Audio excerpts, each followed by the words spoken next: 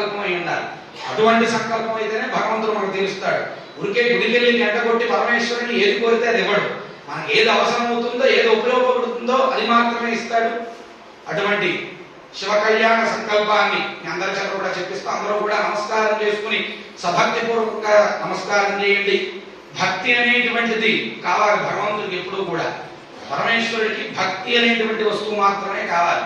మనం ఏమిచ్చాము, ఎన్నిచ్చాము అనేటువంటిది అవసరం లేదు. సభక్తి పూర్వకంగా నమస్కారం చేసుకుని అందరూ కూడా సంకల్పాన్ని చెప్పండి.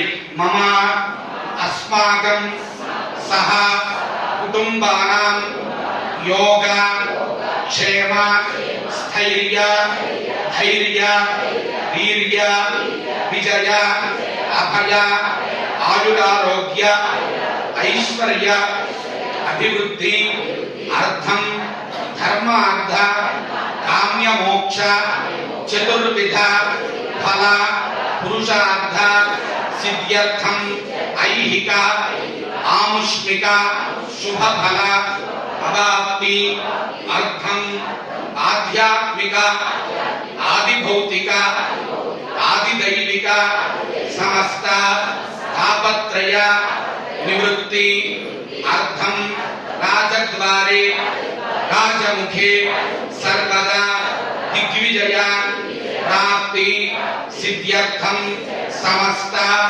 మంగళ అవాప్తి అర్థం ఏ ఏ గ్రహాః అరిష్ట స్థానేషు శుభ ఏకాదశ స్థాన ఫల అవాప్తి సిద్ధ్యర్థం ఏతతు దినావధి ఇహ జన్మని పరజన్మని జన్మ జన్మాంతర ఆర్జిత అశేష పాప నివృత్తి అర్థం స్థూల సూక్ష్మ కారణ తనుత్రయ అధిష్ఠిత పాప నివృత్తి అర్థం మమ గృహే శుభ పరంపర అభివృద్ధి అర్థం సమస్త వాస్తు సంబంధ దోష నివృత్తి అర్థం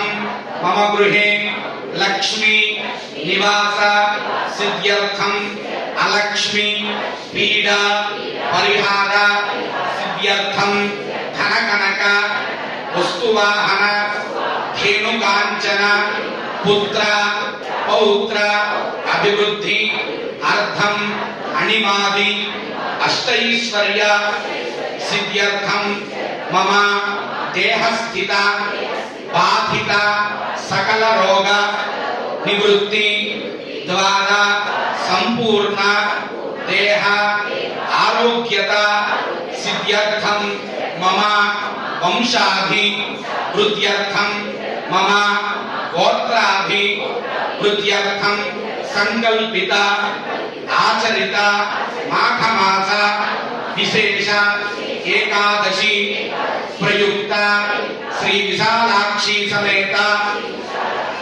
కాశీ విశ్వేశ్వర దివ్య లీలా శాంతి కళ్యాణ మహోత్సవం ఆచార్య శ్రీహస్తేన ఆచరిష్యే తదాదౌ శుద్ధ్యర్థం వృద్ధ్యర్థం శాంత్యర్థ అభ్యుదయ అర్థం చ మహాజనైః సహ స్వస్తి పుణ్యాః వాచనం కరిష్యే ఆదౌ నిర్విఘ్నేన పరిసమ అవాప్తి అర్థం శ్రీ మహాగణపతి పూజాం కరిష్యే.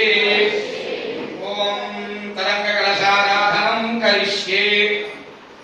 చక్కగా పార్వతీ పరమేశ్వరుల ముద్దుల తనయుడైనటువంటి గణపతి నిధిపతి అయినటువంటి గణపతికి చక్కగా మనం ఇక్కడ షోడశోపచార పూజ చేస్తున్నాం.